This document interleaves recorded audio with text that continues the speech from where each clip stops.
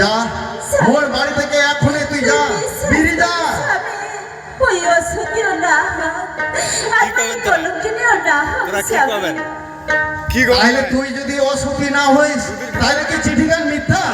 আজি তোর বিয়ার রাতে তোর ভাবের মানুষে চিঠি পাঠাইছে, তোর কোনো কথা শুনতে দাও না, তোর মুখ দেখা মোর পাপ।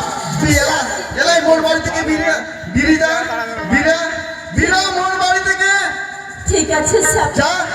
বিদায় যখন দিলেন হাজবই তোর বাড়ি ছাড়া পাপের খরচ অসতি কলঙ্কিনী বলিয়া বাবা ঠাই দিবে কিনা ওই জানো না স্বামী।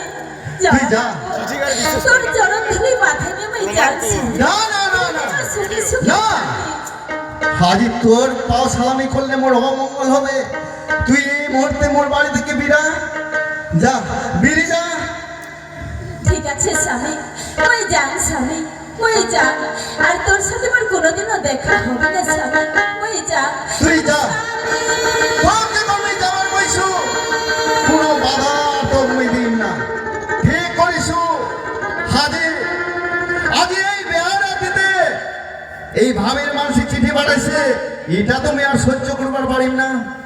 সবাই জানে বিয়া করলে বিহারা দিতে এরকম চিঠি দিলে কিন্তু কারো রাগ সহ্য হবা নাই।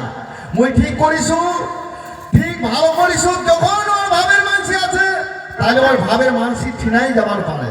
যা, মুই আজি আর কিচ্ছু করিম না। আরে মুইও দেখবার যাও ওই চম্পার ভাবের মানসি টাকায়, মুইও দেখি ওই চম্পার ভাবের ওই বাপের বাড়ির ভাবের মানসি টাকায়। তুই যাও।